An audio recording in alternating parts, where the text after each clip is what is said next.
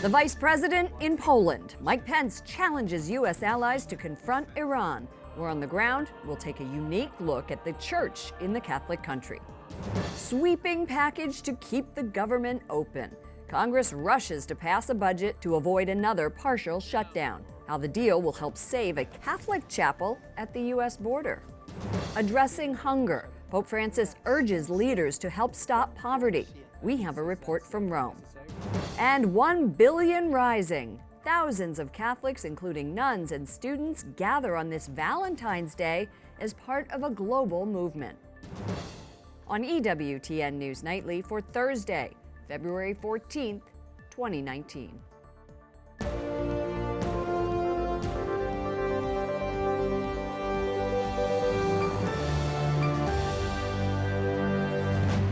Good evening from Washington, D.C., and thank you to those of you joining us from around the world for news from a Catholic perspective.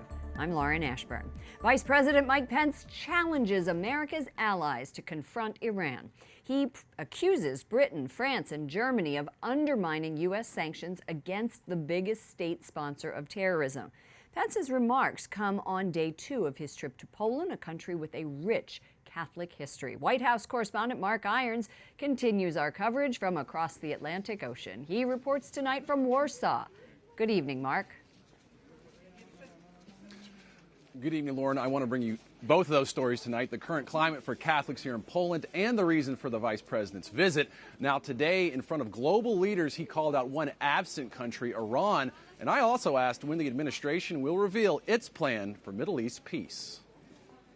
Mr. Vice President, how close is the U.S. to brokering a Middle East peace deal between Israelis and Palestinians, and is the U.S. proposal complete at this point?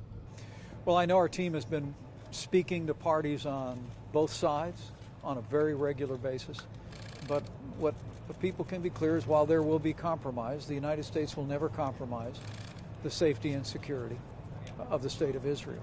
Vice President Pence says right now the biggest threat in the Middle East is Iran. He calls on European nations to join the United States in withdrawing from the Iranian nuclear deal. But sadly, some of our leading European partners have not been nearly as cooperative. In fact, they've led the effort to create mechanisms to break up our sanctions. France and Germany declined to send their top diplomats to the ministerial level meeting. Still, a family photo of the group in Poland shows dozens of world leaders, including Israeli Prime Minister Benjamin Netanyahu. It's comforting to know that we have such a strong ally in the United States of America. Netanyahu joined Pence at one of his 2 wreath-laying ceremonies today, including this one at the monument to the ghetto heroes. Poland serves as the host of this global meeting of leaders. The country almost 90% Catholic. Now, this week we sat down with Archbishop Stanislaw Gondeski. He's the president of the Polish Bishops' Conference, and he told us about the faith of this country and its defense of the vulnerable. Compared to other countries around the world, Poland is very pro-life. Abortion, we have now the law which only 3 cases allows to the abortion. Taking the life of an unborn child is only allowed in cases of rape, when the mother's life is at risk, or when a fetus is irreparably damaged. And the respect for the young leads to one of the most vibrant aspects of Catholicism in Poland, the Catholic youth. Archbishop Gondeski is inspired by their fervor for the faith. 2.5 million of lay people in Poland are engaged in active way to work with the church. This lay people is our hope, and even more the youth, which is very open. Almost 90% of the country is Catholic, but that doesn't mean the church pews are packed in Poland. Mostly, almost everyone which is baptized, and only 1/3 which frequents the church on Sunday. And Archbishop Gondeski explains that church authority isn't necessarily accepted in the Catholic culture. People is one way open to the church, but not to the moral teaching of the church. But the country is unified by its native saint, John Paul II. In 1978, he became the first non-Italian pontiff in more than 450 years. And in Poland, Gondeski knows where to look for hope. God. practically we hope in God. He's also putting his faith in Catholic media, including EWTN. I hope there will be a massive presence of good news in our country. EWTN Polska is a 24/7 Polish language channel launched in October of last year.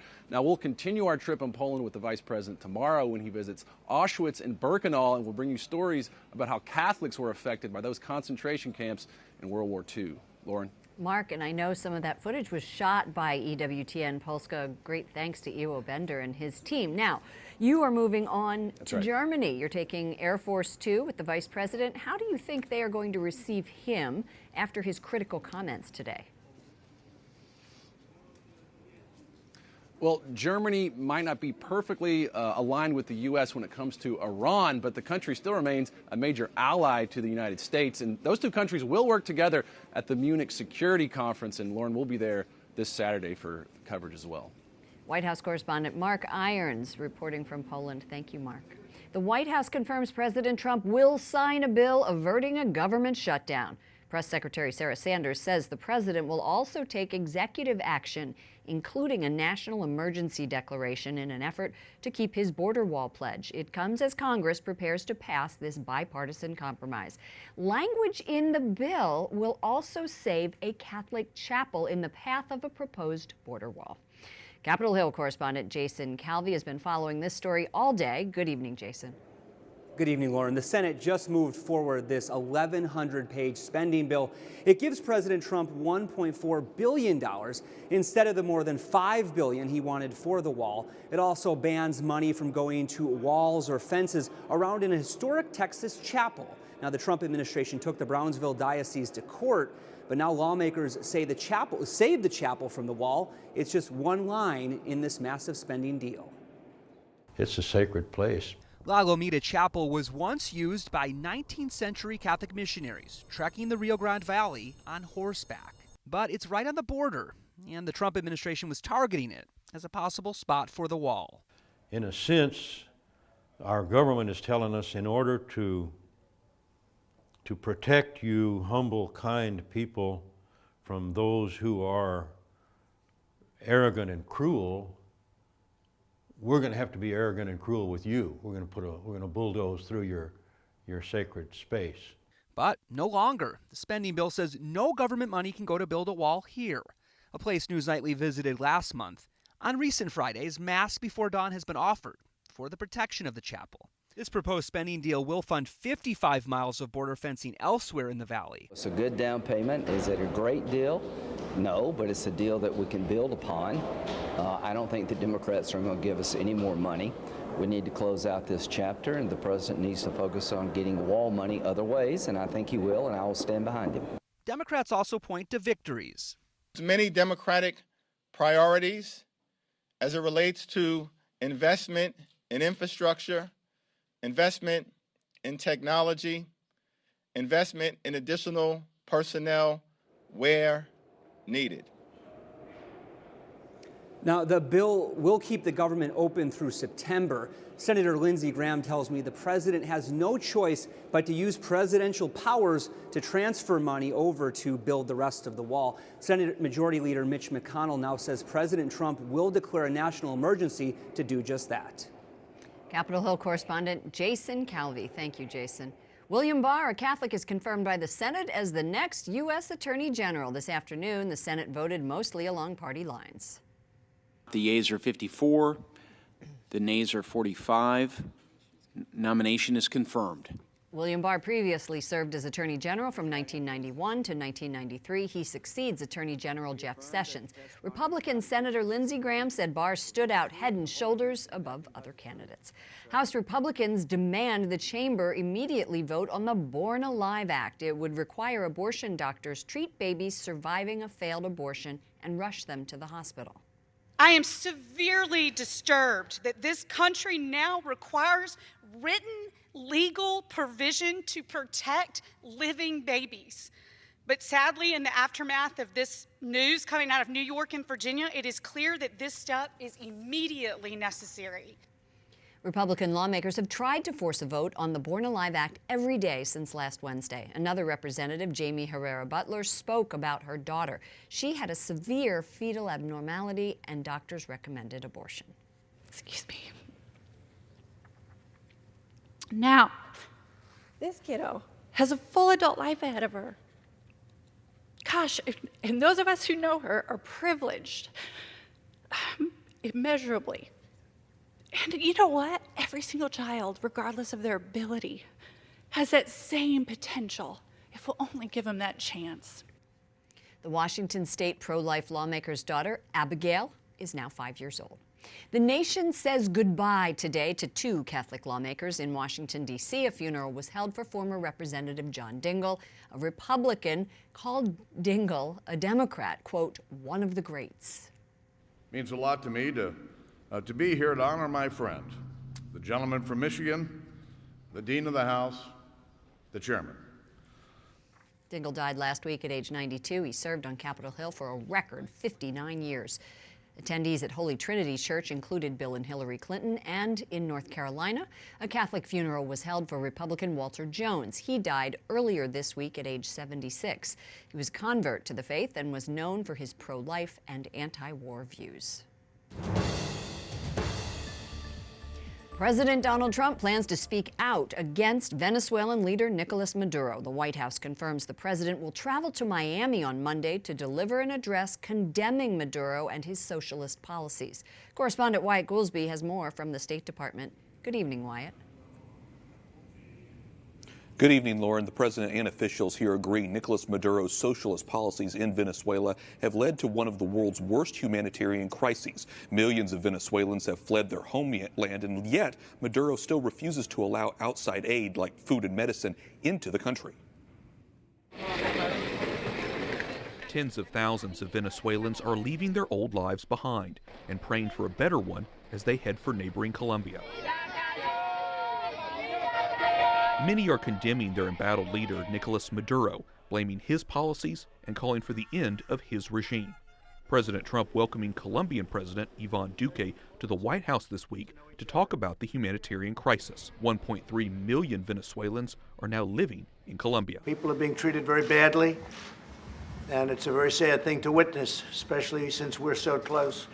We fight all over the world, and then you look at what happens right at our front door. We want to work together to put an end to the brutal dictatorship that has been affecting the Venezuelan people. And I think the days for this dictatorship are about to end, and we have to continue working in those lines. Duque is spending the rest of the week in the U.S., talking business, economics, and the future of Latin America. Duque, Trump, and a growing number of world leaders are backing Juan Guaido, Maduro's main opposition, recognizing him as the interim president. Para hacer el trabajo de caballo de Troya en Venezuela. Maduro calling Guaido a puppet on state TV, saying he's doing the work of a Trojan horse in Venezuela. The socialist leader refuses to allow aid into his country, even as the people there suffer. Maduro says the U.S. is trying to stage a coup against him. Backing Maduro are the Russians, who say they're concerned the humanitarian aid is really a cover-up for U.S. military action. The White House is denying that claim. As we reported yesterday, Pope Francis responded to Maduro's request for Vatican help. An Italian newspaper published a supposed letter from the Pope to Maduro. In it, Francis says it's too soon for him to help mediate the situation.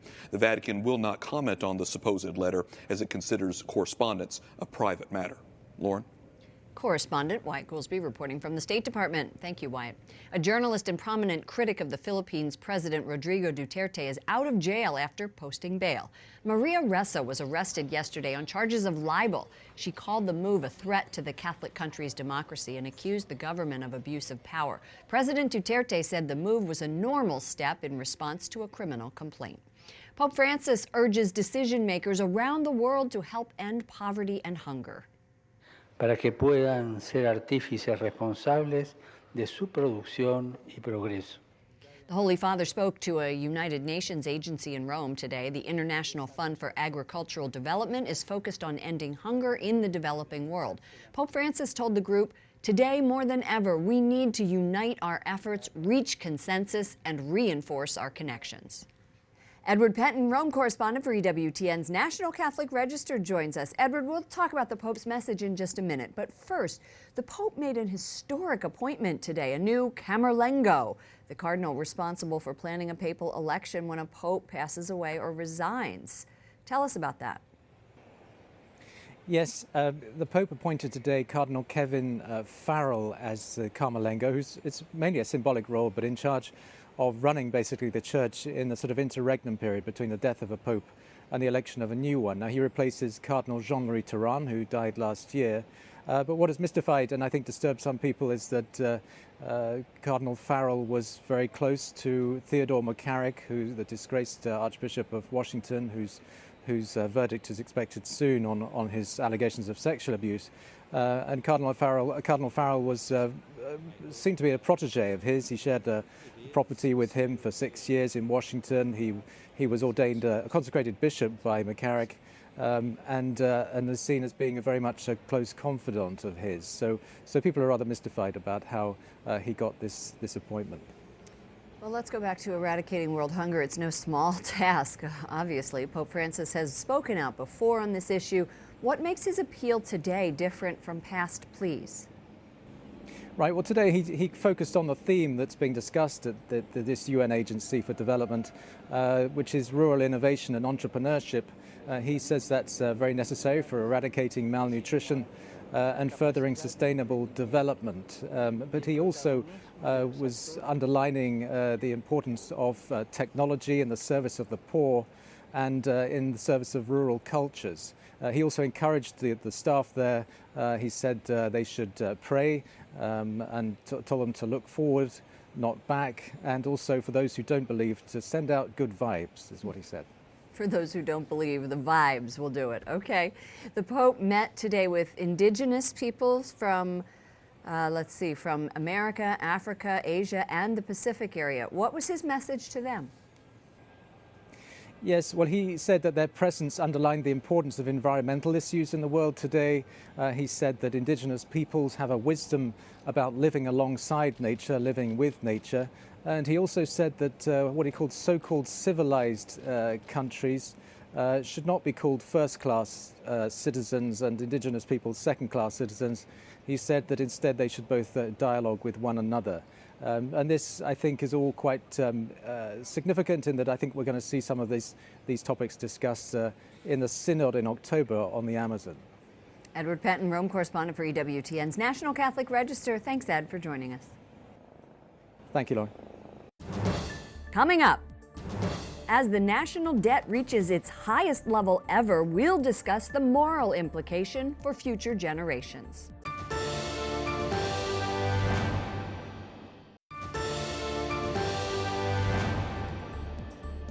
Students at Marjorie Stoneman Douglas High in Parkland, Florida, hold a moment of silence to remember the 17 people killed in a rampage at their school 1 year ago today. Teens and adults across the state also observed a moment of silence, as did lawmakers right here on Capitol Hill. This week, the national debt reached its highest level ever as tax revenue has fallen and federal spending continues to rise. The Treasury Department reports the national debt now stands at $22 trillion. When President Trump took office 2 years ago, the national debt was almost $20 trillion. And joining me now to break all of this down is Robert Warren, Research Associate at the Bush School of Business at the Catholic University of America, and my favorite title ever, retired IRS criminal investigator. We are not talking about my taxes. Okay, deal? Yes, okay. Absolutely. Retired, good. Last week in the State of the Union address, the president said the economy is booming. There are millions of new jobs, rising wages. So when I saw the $22 trillion number, I thought, so what? Why is that number important? It's important for a couple reasons. Number one, you might say it's intergenerational theft. We have a credit card now, and our great-grandchildren's name is on the card, and they will get the bill.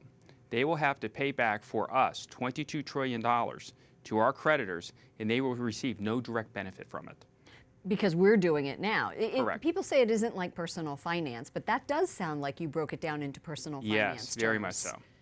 Okay, so I want to know, let's look at this chart first, showing the history of the national debt.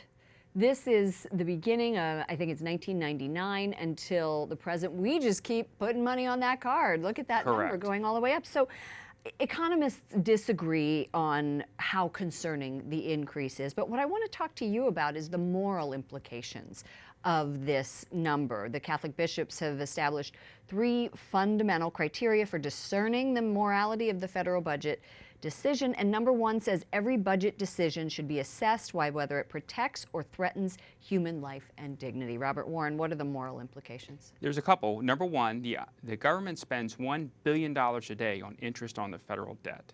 That is $1 billion a day that cannot be spent on the poor and marginalized. That's the first thing. Number 2, at some point, the government is going to get serious about raising taxes and cutting spending. When that moment occurs, and it will occur, when they start cutting programs, that is when the poor and the marginalized will be most at risk, because their programs are the ones that don't have high-paid lobbyists and other sort of advocates for them. The final thing is when you start raising taxes on any income level, that chokes off charitable giving to, say, churches, houses of worship, and private philanthropy. And the fourth thing, and no one is talking about this, is the Catholic Church and other churches have vast amounts of untaxed property in the United States. Because they are tax exempt. Church, and they are tax exempt. And they do great things. And there has been some indication that there's movement to try to at least charge property taxes. For all of the property that the Catholic Church has in the United States, to begin to charge property tax, what would that do to the Catholic Church? Well, for every dollar you give to the state, that's less you can spend on education and corporal and spiritual works of mercy. So that is the bottom line, understanding moral implication of this $22 trillion number. What's it going to take to lower them? And then we have to go. The government leaves $500 billion of income taxes on the table every year. It's called the tax gap. If the government can somehow figure out how to collect the taxes they are not collecting, again, it's $500 billion. I'm sorry, spoken like a IRS criminal investigator. Yes. All right, former, retired. So we leave $500 billion of taxes on the table. So hire more investigators and get after those taxes and pay down the national debt. Yes, ma'am. Okay, we got it. Check, check, and check. Thank you so much, Robert Warren. Thank you. At the Bush School, Catholic University of America. Appreciate your time. Republican lawmakers in Mississippi passed separate bills to ban most abortions once a fetal heartbeat is detected, usually after 6 weeks. The House and Senate must agree on a single version to send to Governor Phil Bryant. He says he will sign the measure. 5 other states are considering heartbeat bills. And another state is also trying to restrict abortion. A lawmaker in Arkansas wants to prohibit the procedure after 18 weeks. Currently, it is banned after 20 weeks. The measure includes an exception for medical emergencies, but not for rape or incest. Up next, an historic church nicknamed the Sistine Chapel of the Andes needs help. And love is in the air on this Valentine's Day, but some Iraqis are hoping for something more.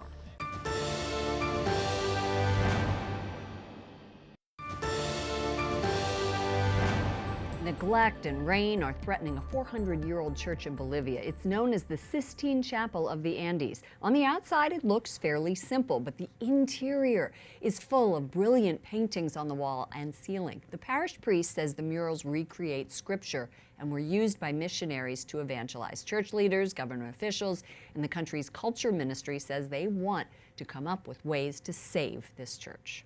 Stores in Baghdad are full of red hearts and flowers today for Valentine's Day, and people shopping there are full of hope.